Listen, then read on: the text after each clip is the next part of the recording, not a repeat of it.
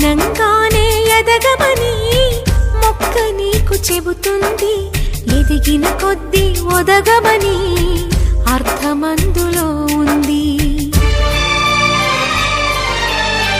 అపజయాలు కలిగిన చోటే గెలుపు పిలుపు వినిపిస్తుంది.